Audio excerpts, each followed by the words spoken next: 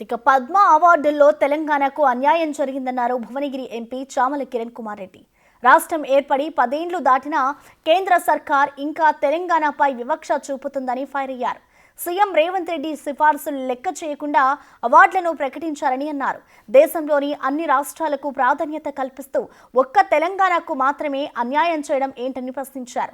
8 మంది బీజేపీ ఎంపీలు, 2 కేబినెట్ మినిస్టర్లు ఉన్నా తెలంగాణను పట్టించుకోకపోవడం దారుణమన్నారు. తెలంగాణ ఆత్మ గౌరవాన్ని గుర్తించిన బాధ్యత బీజేపీ ఎంపీలపై ఉందన్నారు చామల కిరణ్ కుమార్ రెడ్డి. తెలంగాణ రాష్ట్రము ఆవిర్భవించి 10 సంవత్సరాల పైచిలుకు జరిగింది. నిన్నటి పద్మ అవార్డులతో ముఖ్యమంత్రి రేవంత్ రెడ్డి గారి సిఫార్సులను లెక్క చేయకుండా అన్ని రాష్ట్రాలకు ఇంపార్టెన్స్ ఇస్తూ తెలుగు రాష్ట్రంలో విడిపోయినటువంటి తెలంగాణలో ఇవ్వాల్సినవి అడిగినవి ఇవ్వకుండా ఉండడాన్ని చూస్తుంటే ఈ రాష్ట్రానికి ఇంకా కూడా నరేంద్ర మోడీ గారి ప్రభుత్వంలో గుర్తింపు రానట్టుగా ఉంది. 8 మంది ఎంపీలైర్రు, 2 కేబినెట్ మినిస్టర్లు రిప్రజెంట్ చేస్తున్నటువంటి రాష్ట్రానికి పద్మ అవార్డులు ఇవ్వకపోవడము మనం ఆలోచించాల్సిన విషయము.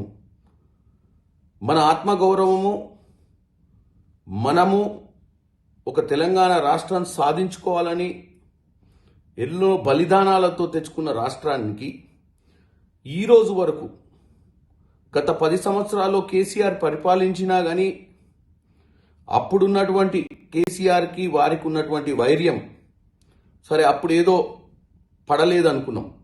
ఇప్పుడు మేము అన్ని విధాలుగా వారికి ఇవ్వాల్సినటువంటి ప్రాముఖ్యత ఇస్తూ మనం సిఫార్సులు చేసినవి కూడా పట్టించుకోకపోవడాన్ని మాత్రం డెఫినెట్గా తప్పుపడుతున్నాం. వారి వైఖరిని మార్చుకోవాలంటున్నాం.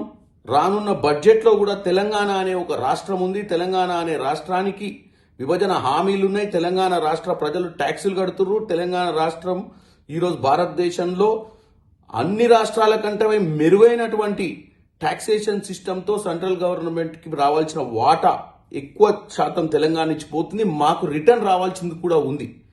కాబట్టి నేను ఇక్కడ ఉన్నటువంటి 8 మంది ఎంపీలను, 2 కేబినెట్ మినిస్టర్లను నరేంద్ర మోడీ గారిని విన్నపించుకుంటున్నా. తెలంగాణను గుర్తించాలి, తెలంగాణ ఆత్మ గౌరవం గురించి ఆలోచించాలని కోరుకుంటున్నాను. తెలంగాణ